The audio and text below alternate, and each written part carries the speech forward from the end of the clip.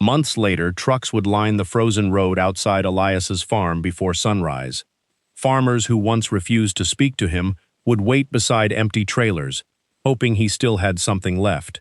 The mill manager would stand among them, holding a contract in his gloved hands. But on the day it began, there was no line. There was only laughter. Every afternoon, after the grinding machines at the mill fell silent, workers shoveled a yellow-gray mixture from the warehouse floor. It was not flour, and it was no longer whole grain. It contained bran, broken kernels, dry husks, and fragments too small to package or sell. The mill pushed it into piles behind the building, where it gathered moisture, attracted pests, and cost money to remove. To the workers, it was waste. To the manager, it was an expense. "If someone would take this garbage away, I would thank him," he often said. One cold morning near the end of autumn, Elias drove his battered truck into the yard. The engine rattled. Rust covered the truck bed, one headlight was broken, and his faded coat still carried dust from his own fields. The workers watched as he climbed down and walked toward the piles. "What are you going to do with this?" Elias asked. The manager laughed. "Whatever the disposal company does with it." Elias crouched and lifted a handful. Some of the mixture fell like powder. Larger fragments of corn and wheat remained in his palm. "Let me take it." For a moment the yard went silent. Then the workers burst out laughing. One asked whether he planned to repair his road with it. Another said the rats in his barn would soon be the fattest creatures in the valley. The manager did not care why Elias wanted it. Anyone willing to remove the material would save the mill money. "You load it yourself," he said. "You haul it yourself, and once it leaves this yard, it is your problem." Elias agreed. That afternoon, he drove away with the truck bed filled to the top. Behind him, men were still laughing. Ahead of him stood a failing farm, an almost empty feed shed, and livestock he could not afford to lose. The workers saw an old truck carrying worthless dust. Elias saw a question no one else had bothered to ask. What if it was not waste yet? Elias's farm sat 3 miles beyond the last paved road in the valley.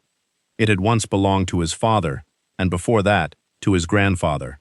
The barn leaned slightly toward the east, the fences had been repaired with mismatched boards, and the fields carried the marks of too many difficult seasons. Elias had never considered himself poor. A man with land, animals, and the strength to work from sunrise to darkness still possessed something valuable. But that autumn, even he could no longer ignore the truth. The hayloft was nearly empty. Only a few bales remained stacked against the far wall, barely enough to carry the livestock through the first weeks of winter. The price of commercial feed had risen again, while the last harvest had produced less than anyone expected. 2 dry months had thinned the pasture. A late storm had flattened part of his corn. Then the old tractor needed a new transmission belt, taking the money Elias had set aside for feed. Every problem had arrived separately. Together, they had become a disaster. Each evening, Elias walked through the barn with a lantern, counting sacks, measuring hay, and calculating how many days remained before the animals had nothing left. He counted again, even though the answer never changed.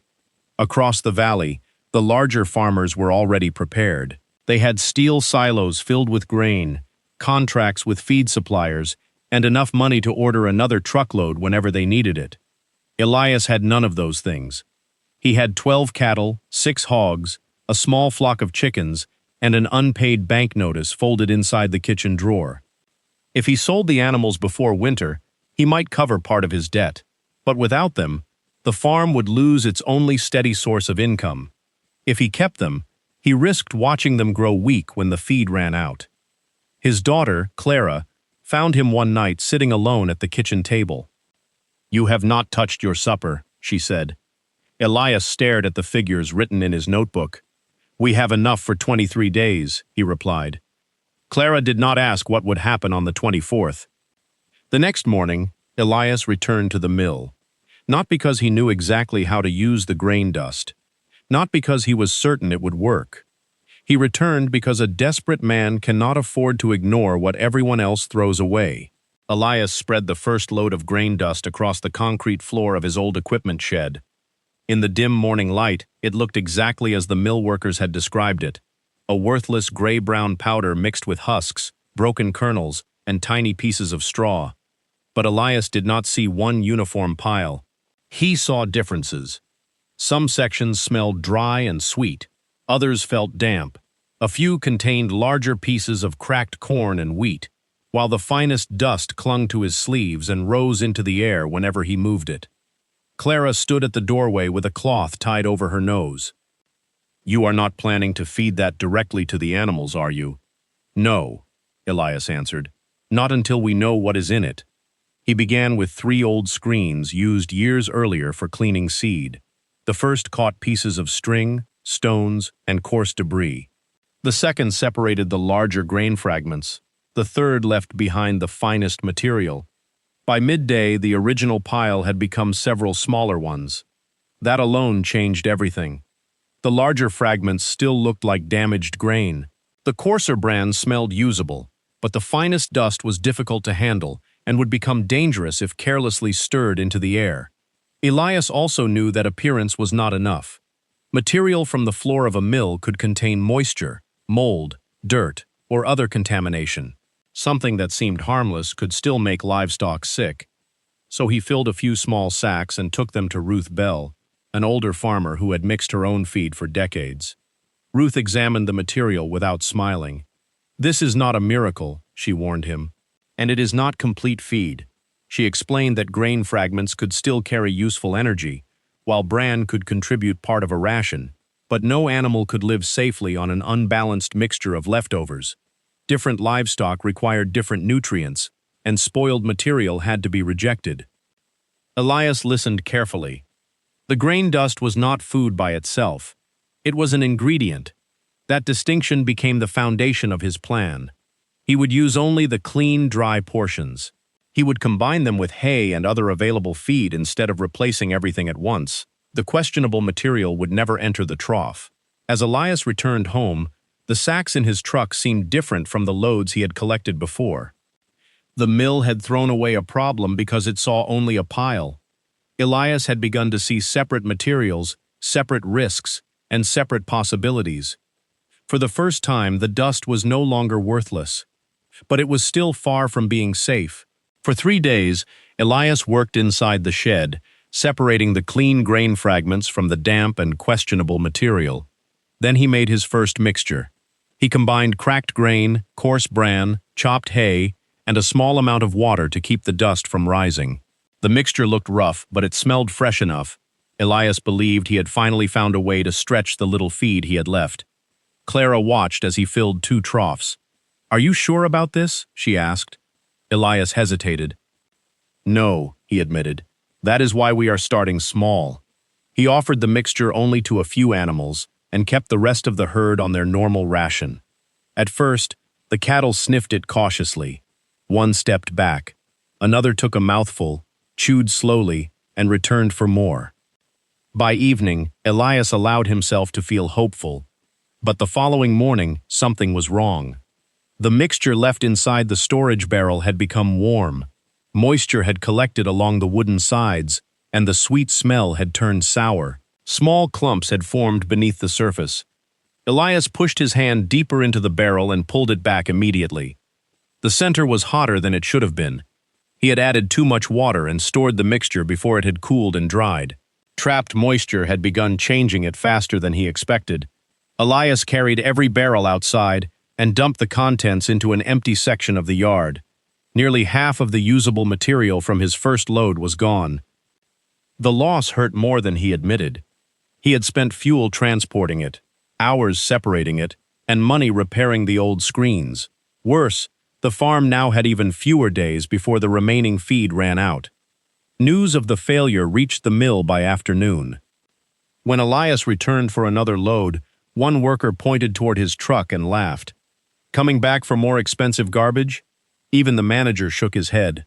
"I told you that dust was worthless." Elias said nothing. That night, he stood beside the discarded mixture while steam rose faintly from its center in the cold air. He could have walked away. Instead, He knelt and broke apart one of the warm clumps. The failure had taught him something important. The material could not simply be mixed, dampened, and stored. Moisture, airflow, and time mattered. The first experiment had cost him dearly, but it had also shown him exactly what not to do next. The morning after his failed experiment, Elias carried the spoiled mixture to the far edge of the field. He had planned to bury it, but as he lifted the first shovel, he paused. The material was no longer suitable for the animals, yet it was warm, moist, and filled with broken grain, bran, and chopped hay. Throwing it into a ditch would only repeat the same mistake the mill had made. They had seen waste and stopped thinking. Elias divided the ruined mixture into a long, low pile. He added dry leaves, old straw, and manure from the cattle shed, then turned everything with a pitchfork to let air into the center. The usable grain dust required a different system. He built a sorting station inside the shed using repaired screens and several wooden bins. Every new load was divided as soon as it arrived. Clean, cracked kernels went into one bin. Dry bran and coarse material went into another. Anything damp, moldy, strangely colored, or contaminated was rejected immediately. The finest dust was handled carefully. Elias dampened only the amount needed for that day, and never stored a wet mixture again. He also stopped trying to make one blend for every animal. The cattle received small amounts mixed with hay. The hogs received a different combination. The chickens were given only selected cracked grain, spread thinly so Elias could watch how much they ate. Nothing was changed quickly. Each batch was weighed, recorded, and introduced gradually. Clara kept notes in a school notebook: the date, the ingredients, the animals fed, and whether any feed remained in the trough. Within 2 weeks, the shed no longer looked like a dumping ground. It had become a working station. One side held clean ingredients. Another held rejected material waiting to be composted.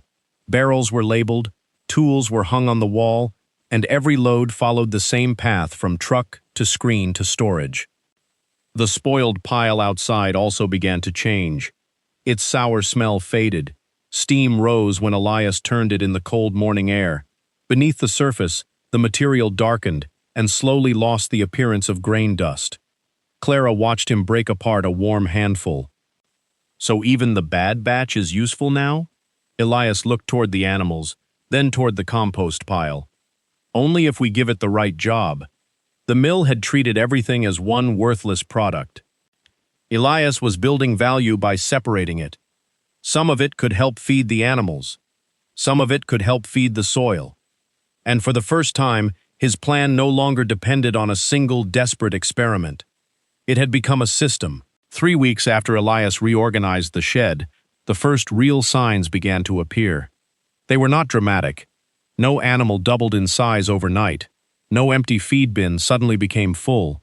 The changes were small enough that Elias almost missed them. The cattle stopped leaving portions of the new mixture in their troughs. Their coats looked cleaner, and they moved toward the feeding area with more energy each morning. The hogs no longer pushed restlessly against their pen after meals. Even the chickens began gathering near Clara whenever she carried the bucket of selected cracked grain. More important, the original feed supply was lasting longer. Each evening, Elias measured what remained in the hayloft. Before the new system, the pile had seemed to shrink almost visibly. Now the decline was slower. One cold morning, Clara brought the notebook to the barn. "We should have run out 4 days ago," she said. Elias checked her calculations. She was right. The grain material had not replaced the animals' full diet, but it had allowed Elias to stretch the safe feed he already had. The farm had gained time, and during a hard winter, time could mean survival. Still, Elias refused to become careless. He examined every batch before feeding it. Anything with an unusual smell, moisture, or discoloration was removed. He continued introducing each mixture gradually and watched the animals closely. The discarded portions went to the compost pile. That pile was changing too. When Elias turned it, the material underneath had become dark and crumbly. The sour odor was gone, replaced by the rich smell of damp earth. He spread a small amount across the exhausted patch behind the barn. where almost nothing had grown well for years. Several weeks later, after a brief winter rain, thin green shoots appeared through the darkened soil. Clara knelt beside them. "Did the grain dust do that?" "Not by itself," Elias said. "It needed straw, manure, air, water, and time." The answer made her smile. Nothing on the farm was being saved by one miracle ingredient. It was being saved by many small parts working together. That afternoon, Elias stood in the barn doorway and watched the cattle eat calmly. For the first time in months, he did not count how many days remained before everything failed. He counted how many additional weeks the system might give them. The mill workers had laughed because they saw dust. Inside Elias's barn, that dust had become the first visible proof that the farm might survive. By the middle of winter, the road through the valley had turned hard and white beneath weeks of freezing weather. Then the supply trucks stopped coming. At first, no one panicked. Delays were common during winter, and the larger farms still had grain stored in their silos. But 3 days became a week. A week became 12 days. A storm had closed the northern pass, while shortages beyond the valley had already pushed feed prices higher. When the road finally reopened, suppliers sent their limited stock to larger customers in distant towns. The valley was no longer a priority. At the general store, farmers gathered around the empty feed shelves and demanded answers. "There is nothing left to sell," the owner told them, "and I cannot promise when the next shipment will arrive." The people who had once seemed prepared began opening their silos more carefully. Some reduced portions. Others mixed low-quality hay into their rations. A few quietly arranged to sell animals before they became too thin to bring a fair price. The crisis moved from farm to farm. Cattle grew restless beside empty troughs. Horses chewed fence rails. Farmers who had laughed at Elias now drove across the valley, searching for anything their animals could eat. Even the mill began to slow down. Without enough grain arriving from outside the county, its machines operated only a few hours each day. The manager ordered the remaining byproducts locked inside the storage building. For the first time, the material they had given away freely was treated as something valuable. Elias heard the news from Ruth Bell. 3 farms near the river have less than a week of feed, she told him. The Hendersons may sell half their cattle. Elias looked toward his own barn. His animals were calm. The hayloft was low but not empty. The grain dust system had stretched his supplies far beyond his original estimate, and several dry bins still held carefully sorted material. Clara followed his eyes. "We have enough for ourselves, don't we?" "For a while," Elias replied. That answer should have brought relief. Instead, Elias thought about the families across the valley. Some had mocked him. Others had refused to speak to him when his farm began failing. But hunger did not care who had laughed. That evening, headlights appeared at the end of his frozen driveway. An old farmer stepped out of the truck. His hat was held tightly in both hands. "I heard your cattle still have feed," he said. "I would not be here unless I had nowhere else to go." Behind him, in the darkness, 2 more trucks were already approaching. By midnight, 5 farmers were standing inside Elias's barn. They spoke quietly, as though raising their voices might make the situation worse. One had feed for 3 days, another had already sold several calves, a third admitted that his horses had begun chewing the wooden rails of their stalls. All of them had come for the same reason. They believed Elias had something left. He led them into the storage shed and opened the dry bins one by one. There was more material than they expected, but far less than they hoped. "This cannot feed the whole valley," Elias said. The men stared at the bins in silence. One of them, Mr. Henderson, stepped forward. "We can pay," he said. "Name your price." Months earlier, Henderson had laughed when Elias first brought the grain dust home. Now he was offering almost anything to save his cattle. Elias could have charged 3 times the normal price. He could have paid his bank debt, repaired the barn, and kept enough feed for his own animals. For a moment, the temptation felt almost reasonable. Then Clara entered carrying the notebook. "If we give away too much," she said, "we could lose everything too." Elias knew she was right. Helping the valley would mean risking the farm he had fought so hard to save. He walked outside and stood in the cold until the answer became clear. When he returned, he placed the notebook on a barrel. "I will not sell you finished feed," he said, "but I will show you how to build the system." The farmers looked confused.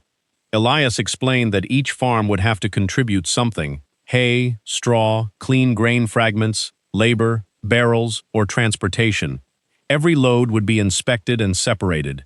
Nothing moldy or suspicious would be used. The clean material would be blended carefully, while the rejected portions would be composted. "No one takes more than his animals need," Elias said, "and no one keeps information from the others." Henderson frowned. "You want us to work together?" "I want us to survive together." The agreement began before sunrise. One farmer brought 2 wagons of hay, another offered empty storage drums. Ruth Bell agreed to help check the mixtures.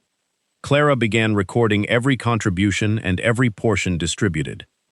Elias kept enough reserve for his own livestock, but he opened the rest of the system to the valley. He did not give them a miracle. He gave them a method, and in a crisis, that was far more valuable. By the end of the week, Elias's quiet farm no longer looked quiet. Wagons, trucks, and trailers lined the frozen road from before sunrise. Farmers brought hay, straw, cracked grain, empty barrels, and whatever useful material they could spare. Inside the old shed, everyone had a job. Some workers unloaded the wagons. Others passed the material through Elias's screens. Ruth Bell inspected every batch, rejecting anything damp, moldy, or suspicious. Clara stood beside a long wooden table, recording where each load came from and how much each farm received. The system was slow, but it worked. Clean grain fragments were combined with available feed materials in carefully measured amounts. Nothing was treated as complete feed by itself. Every farmer was told to introduce the mixture gradually and continue watching the condition of the animals. The unusable portions were moved to the compost area. Within days, the old equipment shed became the center of the valley's survival effort. The same men who had once laughed at Elias now waited for his instructions. Mr. Henderson spent an entire morning carrying sacks from the sorting station to the storage room. One of the mill workers repaired a broken screen without being asked. Even the mill manager arrived in his clean winter coat, holding a written agreement. "We can release the remaining byproducts," he said, "and when production returns to normal, you will have first access." Elias looked at the paper but did not take it immediately. "Not just me," he said. "The cooperative." The manager glanced around at the farmers working together. Then he nodded. Word spread beyond the valley. County officials came to inspect the operation, expecting to find desperate farmers feeding livestock unsafe waste. Instead, they found labeled bins, written records, strict sorting, and a community using limited resources with discipline. No one called it garbage anymore. For several difficult weeks, Elias's system helped farms stretch their remaining supplies until regular deliveries resumed. Some animals still had to be sold, and no one escaped the crisis without loss. But the worst outcome never came. The herds survived. The farms remained open, and the valley did not empty. One evening, as the final truck pulled away, Clara stood beside her father in the barn doorway. "They laughed when you brought the first load home," she said. Elias watched the taillights disappear down the road. "They laughed because they saw what it was," he replied. "And what did you see?" He looked toward the sorting shed, where the last light still burned. What it could become. When spring returned to the valley, the roads cleared, and the supply trucks began arriving again. For most communities, that would have marked the end of the crisis. For Elias, it marked the beginning of something larger. The farmers who had worked together through the winter did not want to return to the old system. They had seen how vulnerable they were when every farm depended on distant suppliers and expensive deliveries. So they formed a permanent cooperative. The mill agreed to separate its usable byproducts instead of sending everything to waste. Farmers contributed storage space, transport, hay, straw, and labor. Ruth Bell continued helping them inspect ingredients and reject anything unsafe. Clara turned her notebook into a proper record system. Every load was logged. Every batch was labeled. Every farm received only what it needed. The rejected material was no longer discarded. It was combined with manure, leaves, and straw to produce compost for exhausted fields across the valley. By summer, several farms reported lower feed expenses. Others saw better soil in the areas where the compost had been applied. Elias used his share of the savings to repair the barn roof and pay part of his debt. But he refused to become the sole owner of the operation. This worked because everyone brought something, he told the cooperative. If one man owns it, one man can take it away. The mill manager, once embarrassed by the piles of grain dust behind his building, began showing visitors the sorting area with pride. What had once cost the mill money to remove now supported local farms. What had once been called garbage had become part of the valley's economy. Months later, Elias stood beside the same truck that had carried the first load home. It was still rusted. The engine still rattled. But no one laughed when it entered the mill yard. Clara walked beside him and looked toward the workers filling the truck with carefully separated material. "Do you think they understand now?" she asked. Elias considered the question. "They understand the value," he said, "but I hope they remember the lesson." "What lesson?"